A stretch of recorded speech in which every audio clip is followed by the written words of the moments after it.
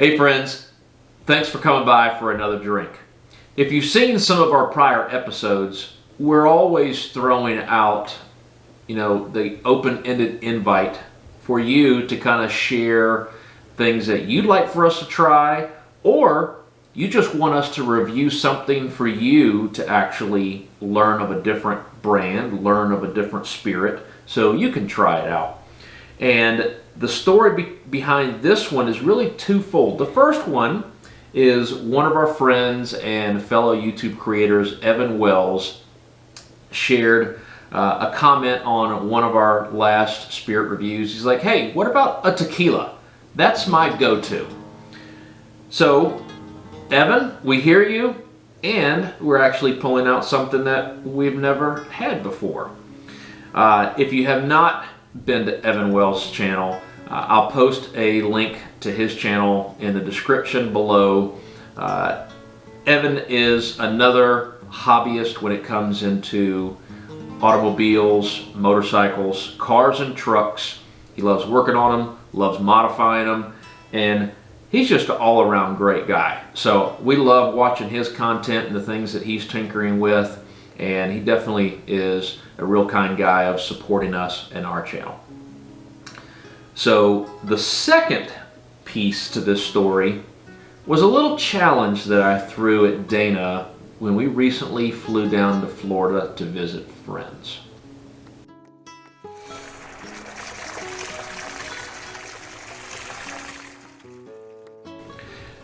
Now, typically when we travel, we like to pick up spirits in other areas, either that we can't get here in Ohio or that we just want to bring back with us.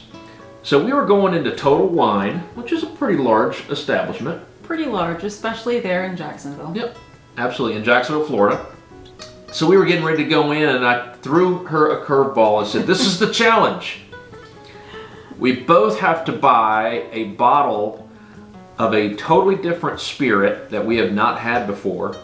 It has to be below $50, and it also could not have been reviewed on YouTube before. This is a pretty good little stipulations. It's a pretty hefty challenge, especially for me, because Evan, when I drink tequila, my bottles, I typically reach for the extra añejo, and they can get up there in price. So it was definitely a challenge. Yeah, but you did well. I did well. Yes, I think we both came back with something that we have not had before. Yes. And the next one we'll do in the follow-up episode after this one. Mm-hmm. So what did you choose? Obviously, you went straight for the tequila aisle. I went straight for the tequila aisle because, like Evan, tequila is my go-to. Like, you can generally tell what kind of a day I've had based off of what kind of spirit I reach for at the end of it. There are some days where it's just like straight tequila day, and those are the days where, man, I've got to relax, I've got to unwind. It was a killer day. Or I might reach for, a bourbon or a scotch, in which case I'm looking just to unwind a little bit, maybe have a slight relaxation there. Yeah. But what I found was Suerte Tequila. And Suerte, I really was drawn to it based off of obviously how it looks. It looks really cool. You have a completely transparent label there. But also the availability of information about their story as a craft distillery.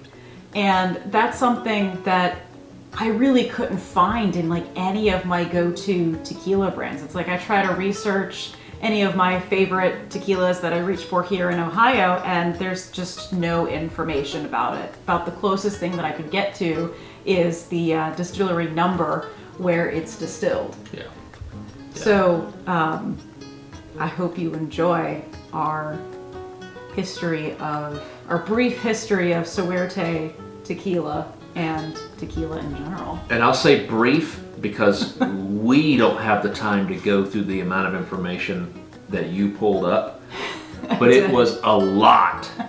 I mean, a lot. So we had to really decide on what was adequate enough for this review, and for you to kind of walk away and feel like, wow, I learned something from them. I really want to try that out.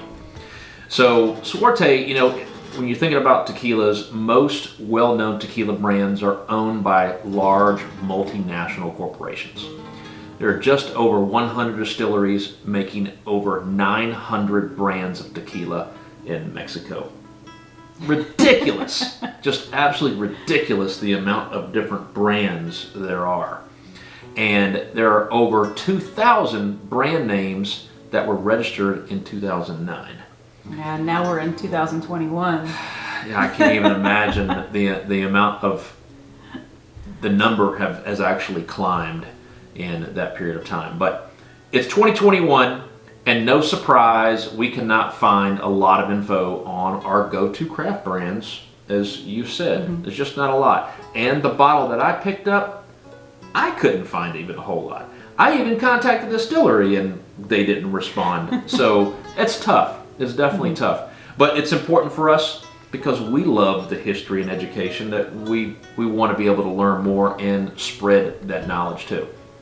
So Suerte Tequila is a blend of both traditional Mexican methods and American craft cravings.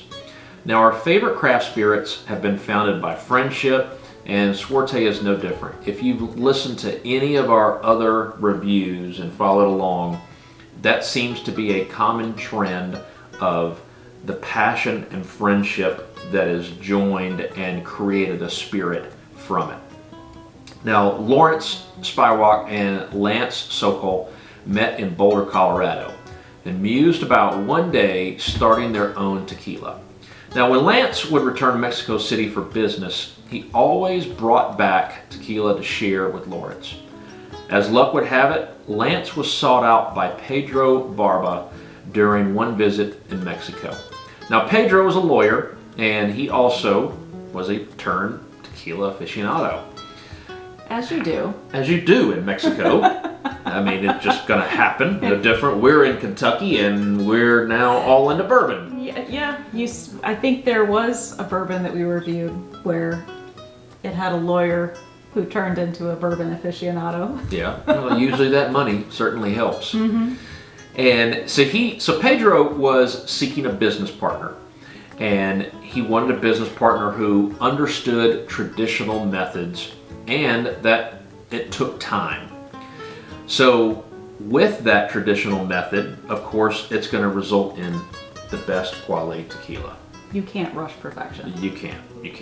So perhaps this is why they chose the name Suerte, which means luck, and the motto, surrender to luck. Now, legend has it that tequila was discovered by a rabbit, and that rabbit was one of 400 living in agave fields. Long ago, levels of intoxication were measured by rabbits. Just weird. One rabbit meant you had a little bit. 400 rabbits meant you were extremely intoxicated.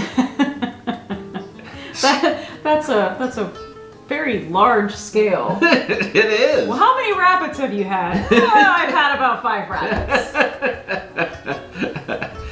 That's I guess it really depends a lot on what that person's feel of 5 is compared to someone else's.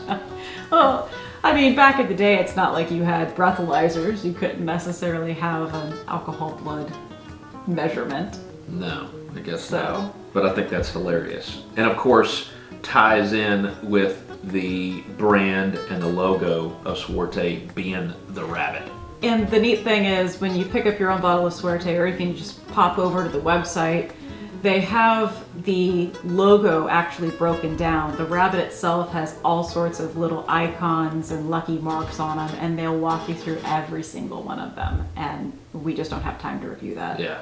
in It is this a lot. episode. It is definitely It was a lot. really neat. So, a little bit about tequila, and again, a very brief history, because tequila itself is so rich in history. I mean, tequila has been around since really before North America was invaded by Europeans. So Mexican laws state that tequila can only be produced in the state of Jalisco, and then also through some limited municipalities in just 4 other states. So you have this massive country, and tequila production, or what's allowed to have tequila production, is a very small area. It must be made from only the blue Weber agave, and it has to have 35 to 55% alcohol by volume. Okay. Now, United States and Canada further limit this alcohol level and stipulate that the spirit must have 40% alcohol by volume to be considered and sold as tequila. So if you go down to Mexico, you can get 55% ABV tequila. I mean, you think this 40% knocks you on your butt with 400 rabbits really fast. You go from 0 to 400 rabbits. The latest version of the tequila standard came out in 2012, and it specifies that the silver class of tequila have absolutely no additives whatsoever to it. Now, there are different ways to get around that law. In many Americanized tequilas, so some of the more popular brands, like probably some of our favorites and some of our go-to brands that have been a little bit more Americanized for our tastes, where they're adding in some natural flavors, and they can legally, and they don't have to disclose that as long as those additives are less than 1% of the finished product. So when I started looking into that element of tequila, it really kind of had me wondering what's in some of my favorite tequilas that they're not disclosing. What are they not telling us? Because legally they do not have to. Yeah. So Suerte takes longer than industry standard. So this is another reason why I was really excited to try this tequila and kind of dive into it, because it truly is a craft spirit through and through. They're taking their traditional methods, and it takes longer than industry standard. Everything from roasting their piñas in brick ovens for longer than standard. They're crushing it with traditional tejonas, which is also not industry standard, and they only use the tejona method to crush the roasted piñas. The distillation process takes longer, and even once you have your finished Blanco, they're letting it rest for 2 months before bottling. And every single bottle is hand bottled, it's hand labeled, and hand packaged. Love it. So craft through and through. Suerte also has a reposado and an añejo available, and those are aged anywhere between 7 months and 7 years in American white oak, basically bourbon barrels. Wow. I know. That's the next level up. That's a nice twist. Yeah. It is. I'm excited to try those. Maybe with our next trip to Florida. Oh, maybe. So the Blanco is a favorite amongst the 3 founders, and it promises notes of fresh herbals, citrus aromas, and just a subtle sweetness. It's supposed to have a super smooth finish, something that you can just sip on. Which, when I think of sipping tequila, I don't think of Blanco. I think of añejos, maybe some reposados. So I'm just super excited to try this and see. Are you ready? I am. All right. Well, let's. Let's get in. Is it? Yeah, it does. All right. I don't even need the knife for this one. Maybe.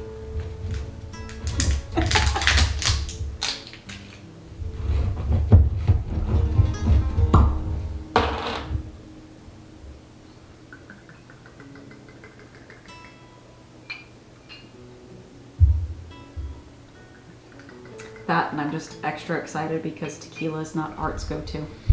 It is not. Nope.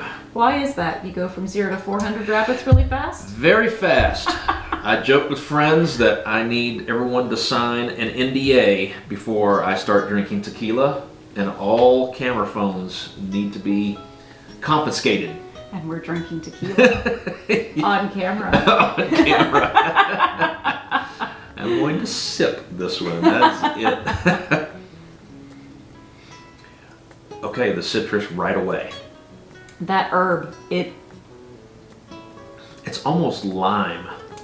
it in a sense reminds me of a gin, and then Yeah. I smell that it's tequila. Yeah. So it's Yeah. it's really awesome in that picking up on those herb notes, that citrus note. Like one of the flavored gins that we've tasted.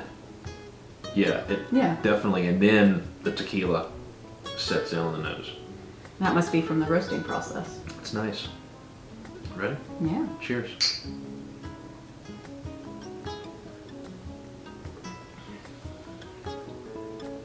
Oh wow. So this is a tequila unlike any I've ever had before. Why is that? Because of the complexity and the flavor profile coming out of a Blanco. Mm-hmm. This is not something that I'm used to. This was definitely, I can see how the founders pour this into a glass and sip on it. This is, It is smooth.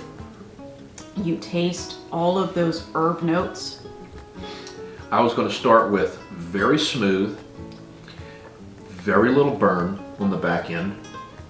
A lot of those citrus notes come through on the flavor. It's very light, and it's just a hint to remind you that's tequila that you're drinking.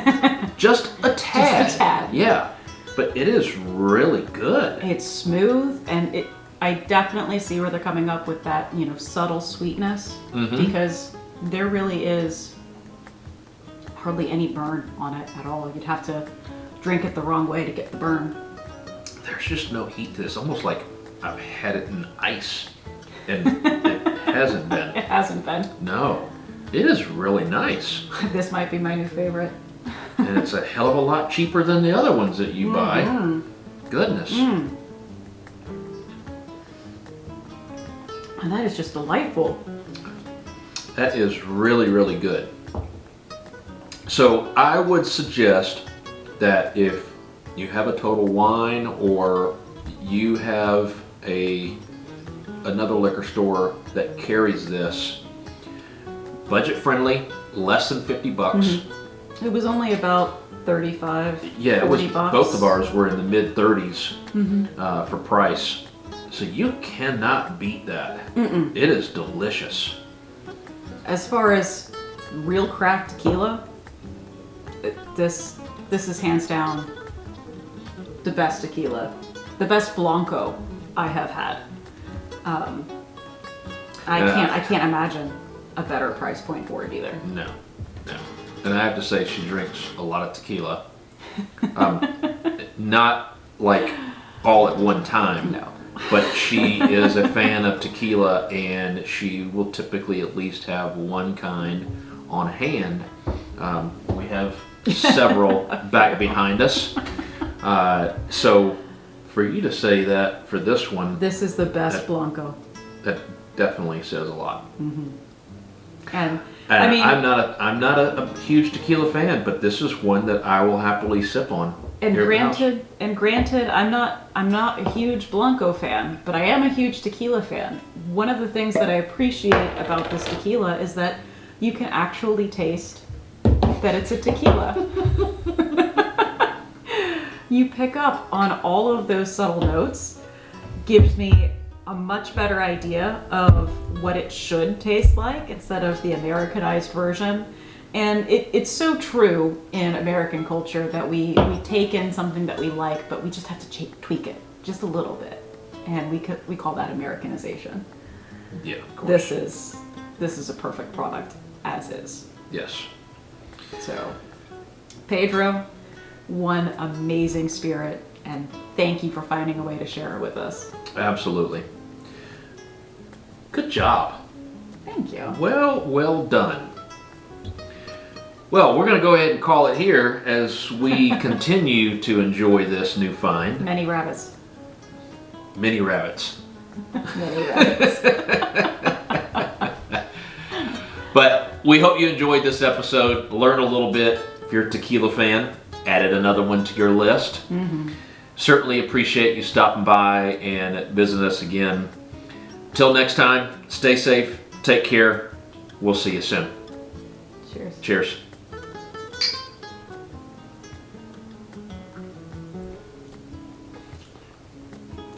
It's just so good. I think you nailed it with the gin thing. It smells like a gin. Yeah. Yeah. That is really good.